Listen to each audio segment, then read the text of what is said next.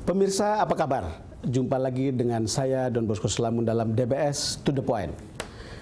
Keputusan Hakim Sarpin Rizaldi yang mengabulkan pra-peradilan Komjen Polisi Budi Gunawan menggegerkan dunia hukum Indonesia. Hakim Sarpin memutuskan penetapan BG sebagai tersangka oleh KPK tidak sah. Tamu saya berikut ini adalah Ketua Komisi Yudisial yang salah satu tugasnya memantau dan mengawasi perilaku hakim di tanah air. Kita hadirkan Suparman Marjuki. Silakan, Mas Parman. Terima kasih sudah datang ke DBS To The Point. Geger. Luar biasa seorang Sarpin menggegerkan dunia hukum kita, dan saya kira KY juga pasti terkejut, Mas. Ya, betul, karena prinsip di dalam KUHP itu sudah sangat jelas. Betul. Ya, ini bukan bagian dari objek pra-peradilan. Ya, karena itu kita berpikir positif. Hakim mungkin tidak akan menerima dan tidak akan mengabulkan permohonan. Kira-kira begitulah. Kira-kira udah pikiran positif kita seperti itu, dugaan positif kita seperti itu. Tetapi dugaan positif itu meleset. Dan mengguncangkan itu bukan hanya dalam konteks kasus ya, kasus yang diputus oleh yang bersangkutan. Kalau itu terlalu kecil lah urusannya itu. Mungkin begini Mas Parman, mungkin perlu dijelaskan karena pasal ini kan kalau pra-peradilan itu kan hanya boleh mengadili beberapa hal. Kan itu kan kira-kira ya. Betul. Itu ada soal, dan ini soal prosedural sebetulnya. Sah tidaknya penangkapan dan penahanan, kemudian soal penghentian penyidikan atau penghentian penuntutan, lalu kemudian soal ganti rugi dan rehabilitasi. Dan tidak pernah ada satu pasal pun mengatakan penetapan sebagai tersangka boleh diadili di situ. Betul. Kira-kira begitu bukan? Betul. Nah, tetapi Anda lihat kemudian itu jalan dan kemudian dikabulkan. Iya, itu dikabulkan oleh hakim. Itu yang saya kemukakan. Dampaknya panjang, bukan terhadap kasus ini saja. Kasus ini sudah selesai lah ya. Kasus ini sudah selesai. Selesai dalam pengertian dalam konteks hukumnya. Tapi dampak dari putusan itu mengacaukan, merusak, bikin ruwet penegakan hukum pidana dalam jangka yang panjang. Mungkin perlu dijelaskan kenapa dia bikin ruwet begitu dalam penegakan hukum pidana. Karena itu kan menjadi presiden, bukan? Iya.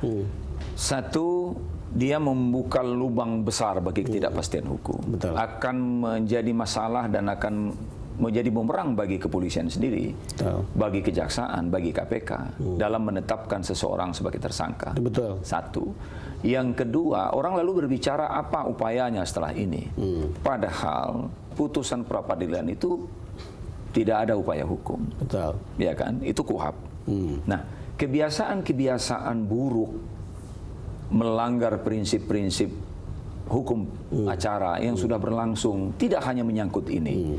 Baik dilakukan oleh pengadilan negeri, pengadilan tinggi, Mahkamah Agung, berlanjut terus-menerus. Salah satunya PK.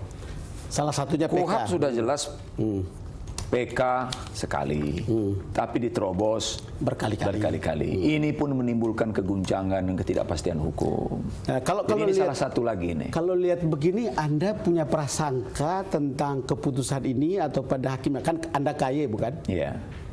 Apa yang terjadi? Punya prasangka, karena Anda sudah menduga-duga. Saya juga begitu. Iya, saya pikir dia melampaui kewenangannya.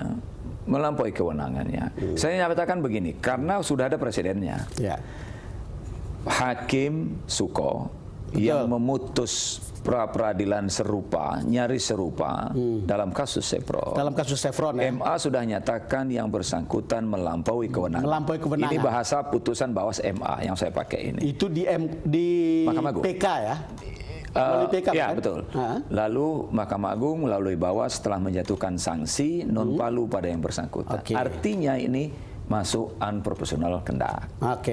Yang kedua ada kasus juga PN Selatan yang memutus pra-peradilan dalam kasus penyidikan pajak yang juga tidak memenuhi perintah pasal 77 dan 80 KUHP. Ini pun oleh Komisi Yudisial sudah dinyatakan unprofessional conduct. Ya kan? Analogi dari itu, maka tindakan Sarpin ini potensial masuk ke dalam.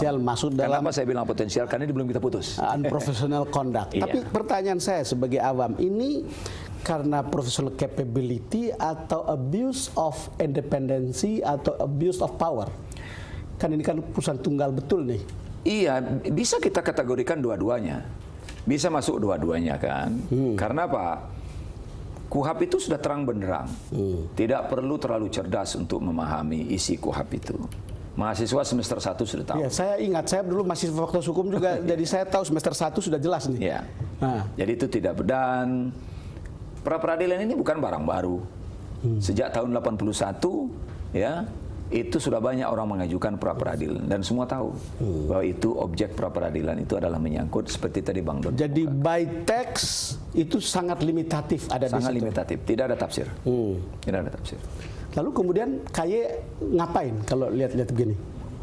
Sesuai dengan SOP kita, dan tadi sudah ada laporan. Oh iya, saya dengar sudah ada laporan. Ya, tadi Koalisi Masyarakat Anti Korupsi sudah melaporkan kasus ini. Kita juga merekam seluruh proses persidangan. Kita akan record dulu temuan-temuan kita dalam proses, di luar proses. Kita juga akan tracking hakimnya, kita juga akan periksa putusannya. Baru setelah itu kita bisa. Mas, soal hakimnya kita akan bicarakan setelah ini. Pemirsa, kami jeda sejenak dan akan segera kembali. Kembali bersama saya dan Ketua KY Suparman Marzuki dalam DBS To The Point. Mas Parman, tadi Anda sudah bicara soal hakim dan ada 2 yang di non-palukan. Sebelum ini kira-kira melakukan hal yang Anda sebut sebagai unprofessional conduct.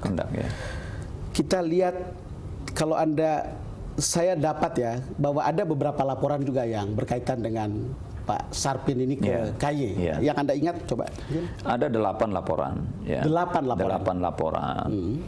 Ada yang berkaitan dengan substansi putusan. Ada yang terkait dengan isu suap, ya. Tetapi 8 laporan itu tidak dapat kita tindak lanjuti dan ditutup. Satu, karena tidak cukup bukti yang terkait dengan isu-isu suap.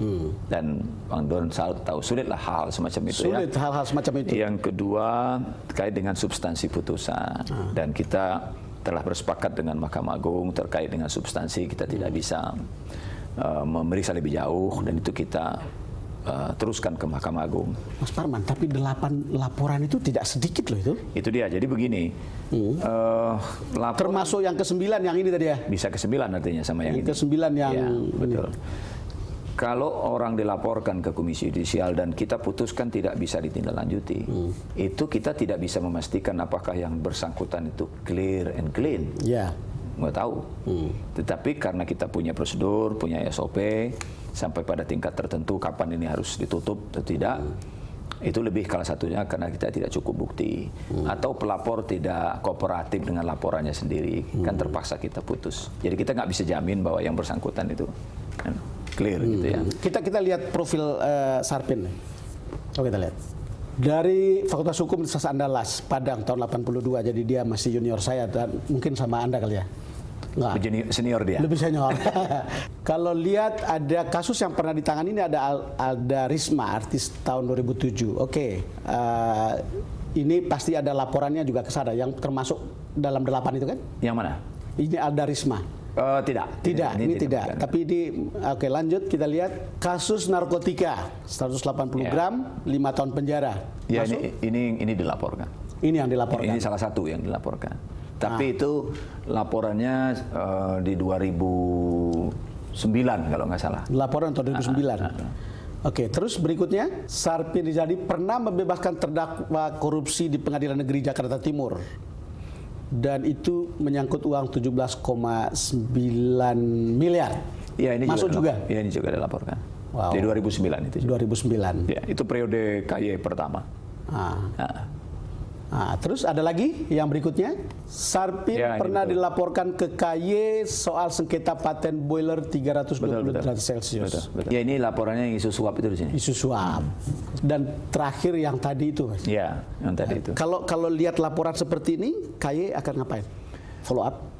Tadi SOP kita bentuk panel ya untuk memeriksa proses peradilan, persidangan, saksi-saksi, pelapor, kita akan lihat rekod persidangan, kita akan identifikasi, nanti akan berujung pada pemeriksaan hakimnya. Dan kalau misalnya panel mengatakan yang bersangkutan terbukti bersalah, akan dibawa ke pleno untuk dibicarakan putusan. Dan ujungnya adalah rekomendasi ke Mahkamah Agung sanksi kalau memang ada pelanggarannya. Kalau memang ada pelanggaran. Waktu itu berapa lama biasanya? Tergantung faktor-faktor eksternal, saksi, pelapor. Jadi ini mudah-mudahan kurang dari 1 bulan bisa kita putus. Ya. Mas Parman, kita akan lanjut setelah ini karena kita akan bicara hal yang lebih substansial yang berkaitan dengan keputusan yang kita pikir sebagai katakan menciptakan hukum baru begitu. Ya. Pemirsa, kami akan jeda sejenak dan akan segera kembali. Kembali bersama saya dan Ketua KY Suparman Marzuki dalam DBS To The Point. Mas Parman, kita bicara tentang beberapa hal yang substansial dalam perkara pra-peradilan yang menggegerkan itu. Kalau kita lihat pertimbangan hakim, coba kita lihat dalam grafis ini. Dan saya minta Anda punya pandangan satu-satu terhadap beberapa alasan ini. Coba kita lihat. Yang pertama itu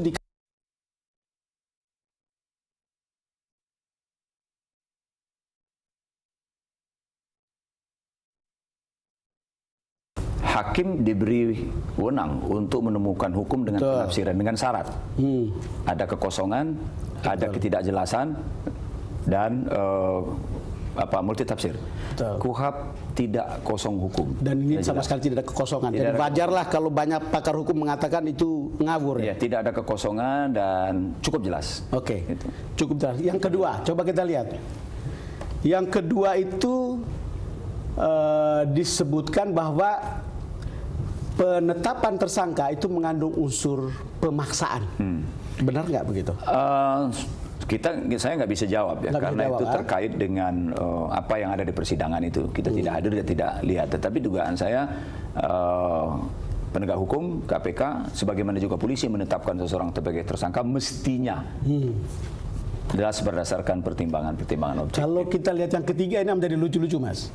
Budi Gunawan bukan pejabat negara. Ya. Bukan aparatur negara dan mungkin bukan penegak hukum. Ya, itu dalam undang-undang kepolisian jelas disebutkan bahwa kepolisian itu adalah aparat penegak hukum. Hah? Jelas dalam undang-undang kepolisian disebutkan aparat kepolisian itu. Aparat kepolisian itu adalah penegak hukum. Penegak hukum itu antara lain kepolisian. Makanya diguyonin di sosmed, Mas. Ya. Setelah Jokowi pulang dari Bogor, ABG melapor ke Bogor. Pak, saya sudah diputuskan tidak menjadi tersangka, dikabulkan permohonan pra-peradilannya. Kapan saya dilantik? Jawaban Jokowi, "Loh, Anda kan bukan penegak hukum." Kata Sarpin begitu. Yang keempat, coba kita lihat apa reasonnya. KPK tidak bisa menyerahkan bukti penetapan tersangka Budi Gunawan. Walaupun saya ingat dalam persidangan, KPK bilang bukti itu akan dihadirkan di dalam persidangan yang sesungguhnya, bukan di pra-peradilan. Betul. Jadi hakim ini, karena kita melakukan analisis ya Bang Don ya. Betul. Hakim ini telah memasuki wilayah persidangan. Substansi. Bukti dia penegak hukum atau bukan, ada bukti atau tidak, itu digelar di persidangan, di pengadilan. Betul. Orang yang disebut sebagai tersangka itu diberi hak penuh untuk membela dirinya dan menyatakan sebaliknya dari apa yang diduga oleh jaksa. Sama seperti mengatakan ini tidak meresahkan masyarakat. Nggak ada hubungannya itu. Nggak ada hubungannya. Kenapa harus pra-peradilan mempertimbangkan aspek-aspek? Sebagai wartawan, Mas, saya sudah lama dan sering meliput di pengadilan dulu waktu saya masih muda gitu. Yang ingin saya katakan adalah proses pra-peradilan yang paling heboh ini adalah kali ini. Tidak salah. Tidak salah. Tidak salah. Karena kemudian yang menarik perhatian itu adalah bahwa bahkan ada seorang Hasto pun masuk ke sidang, begitu saksi ahli begitu banyak masuk ke ruang sidang. Iya, proses pra-peradilan itu sederhana sebetulnya. Itu sederhana, lebih pada memeriksa kebenaran administrasi dari satu proses hukum. Jadi tidak seperti menggelar perkara persidangan substansi. Ini kan jadi terobosannya kemana-mana ini. Nah, Mas Parman, kita akan lanjutkan setelah ini. Pemirsa, kita jeda sejenak dan kami akan segera kembali. Kembali bersama saya dan Ketua KY Suparman Marzuki dalam DBS To The Point. Mas Parman tadi sudah bicara tentang bagaimana dampak dari keputusan pra peradilan Sarpin ini, made in Sarpin, bahwa itu akan membuka kotak dan membuka karung besar-besaran orang mempra-peradilankan perkara-perkara terutama yang berkaitan dengan korupsi. Dan sekarang ada tanda-tanda banyak ke arah sana. Gimana, Mas? Ya, Indonesia adalah miskin kepastian hukum. Ya, kita nyaris bangkrut dalam hal seperti ini. Tidak ada yang pasti dalam hal penegakan hukum. KPK telah membangun kepastian. Itu credit point yang penting. Setuju tidak setuju, suka tidak suka, ini kemajuan penting dalam penegakan hukum kita. Mereka telah menciptakan itu. Dengan putusan ini bisa menciptakan ketidakpastian baru, dan ketidakpastian itu sesungguhnya adalah awal dari ketidakpercayaan. Dan ini adalah salah satu buah hasil interpretasi yang dibuat oleh seorang Sarpin, bukan? Iya, interpretasi itu tadi sudah kita singgung. Betul. Dia berwenang. Tetapi ada syarat. Syaratnya itu ada kekosongan, ada ketidakjelasan, ada kevakuman, hukum. Ya, yang kedua itu terhadap hukum material. Ini hukum formil, prosedur yang harus dipenuhi. Lagi pula tidak ada kekosongan, kevakuman, ketidakjelasan dari pasal 77. Dalam gambaran Anda, ini kan hakim tunggal ya. Ya. Ini boleh nggak dia mendengar kiri kanan sebelum mengambil keputusan? Atau dia setelah dengar lalu kemudian duduk di kamar sendiri tepekur lalu kemudian putuskan dan menafsirkan sendiri? Tidak boleh, dia harus memikirkannya sendiri. Itu teoretik, teoretik, etik. Karena itu independen. Iya, karena itu independen. Dia nggak boleh mengaruh. Ketua pengadilan pun tidak boleh dia dengar dalam hal seperti itu. Tapi kita tidak pernah tahu, ini kan sesuatu di belakang layar yang kita tidak pernah tahu. Apakah dia berbicara atau tidak. Yang bisa tahu dia dan Tuhannya itu. Mas Parman, saya ingin menampilkan statement seorang Jimli Asidiki dan ini ada hubungannya dengan pertanyaan kita berikutnya. Coba kita dengar.